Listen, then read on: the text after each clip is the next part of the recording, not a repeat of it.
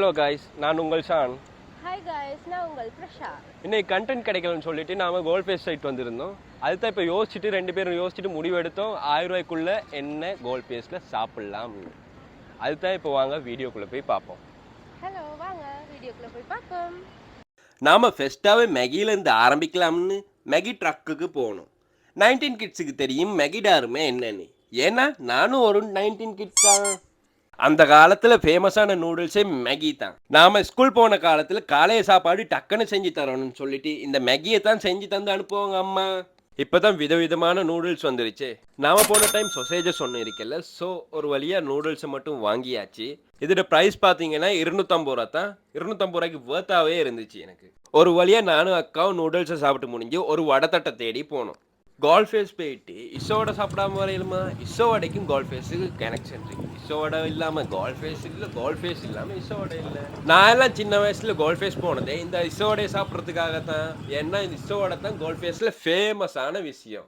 2 இசோவடையை சாப்பிட்டோமா, beach ஓரத்தில் beach காற்றை வாங்கிட்டு அப்படியே பொடி நடையாக நடந்து போனோமா, அதெல்லாம் ஒரு தனி ஃபீலுங்க. சரின்னு சொல்லிட்டு 2 இசோட ஆர்டர் பண்ணியிருந்தோம். அது நல்லா பொறின்னு பொறிச்சிட்டு அதுக்கு மேலே கறியும் மரக்கறியும் கொஞ்சம் போட்டு எங்களோட கையில் தந்தாங்க. கையில் இசோடையை தந்த அப்புறம் நான் எங்கேயுமே பார்க்காம இசோடையை சாப்பிட ஆரம்பிச்சிட்டேன். பீச் காத்துக்கும் இசோவடைக்கும் செம்ம காம்பினேஷன். டே, எனக்கு ஒன்று வெயிட்டா தனியாக சாப்பிடாம. சரி தாரேன், இருங்க. அக்காவுக்கு அவசரத்தை பார்த்தீங்களா? மற்றபடி இசோட செம்மையாக இருந்துச்சு. அப்புறம் கொஞ்சம் தூரம் தள்ளி இன்னொரு படை தட்டு இருந்துச்சு. அங்கே பக்கோடா இருந்துச்சு, பார்க்க அழகா. சரின்னு சொல்லிட்டு 100 ரூபாய்க்கு போட்டு தர சொன்னேன். அதை திரும்பி எடுத்து பொறிச்சு அதுக்கு மேலே கறி ஊற்றி அதுக்கப்புறம் மரக்கறி கொஞ்சம் போட்டு அதுக்கப்புறம் எடுத்து நம்ம கையில் தந்தாங்க. நாமளும் எடுத்து ஆர்வமாக எடுத்து வாயில் போட்டு டேஸ்ட் பண்ணி பார்த்தேன். நான் உண்மையாகவே சொல்கிறேன், இது நல்லாவே இல்லை. பழைய பக்கோடா எடுத்து பொறிச்சு தந்த மாதிரி தான் இருந்துச்சு. இது நாம் மட்டும் சாப்பிட்றது இல்லை, சின்ன பிள்ளைகளும் தான் வாங்கி சாப்பிடுது. ஸோ ஃப்ரெஷ்ஷாக இருக்கான்னு பார்த்து வாங்க மக்களே. இது நல்லாவே இல்லை. சரி, இவ்வளோ நேரம் சாப்பாடு ஐட்டமாகவே பார்த்துக்கிட்டு இருக்கோம். சரி, ஜூஸ் காஃபி சைட் போகணும்னு சொல்லிட்டு ஒரு கடையை தேடி போனேன். ஃபுல்லாக பச்சைன்னு இருந்துச்சு. சரி போயிட்டு என்னென்ன இருக்குன்னு போய் பார்த்தா buns item, short eats item, burger, submarine எல்லாமே இருந்துச்சு. நாம் அதில் 2 ஐஸ் காஃபி ஆர்டர் பண்ணியிருந்தோம். அவங்க ஏற்கனவே செஞ்சு வச்சுருந்தாங்க போல், ஃப்ரிட்ஜில் ஒரு போத்தலில் போட்டு வச்சுருந்தாங்க. அதுக்கப்புறம் நாங்கள் கேட்க 2 கப்பில் ஊற்றி தந்தாங்க.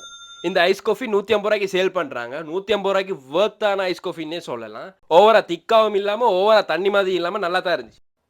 ஐஸ் காஃபி குடிச்சு இன்னும் தாகமாகவே தான் இருந்துச்சு.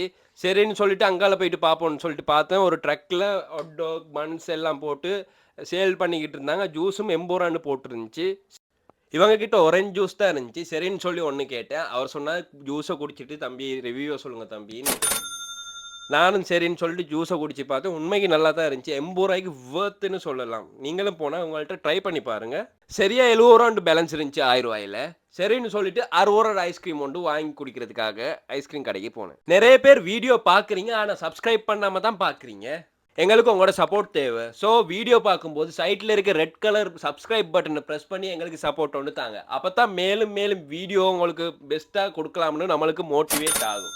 சரின்னு சொல்லிட்டு ஐஸ்கிரீமை வாங்கியாச்சு. எலிஃபண்ட் ஹவுஸ் ஐஸ்கிரீம் 60 ரூபா ஃபலூடா ஐஸ்கிரீமும் நல்லா இருந்துச்சு. கடைசியாக எங்கள்கிட்ட மிஞ்சினது 10 ரூபா தான். 1000 ரூபாயில் பேலன்ஸ் இவ்வளோ தான். சரின்னு சொல்லிட்டு 10 ரூபாயை காட்டி நானும் அக்காவும் வீடியோவும் முடிச்சு கொள்கிறோம். பாய் மக்களே.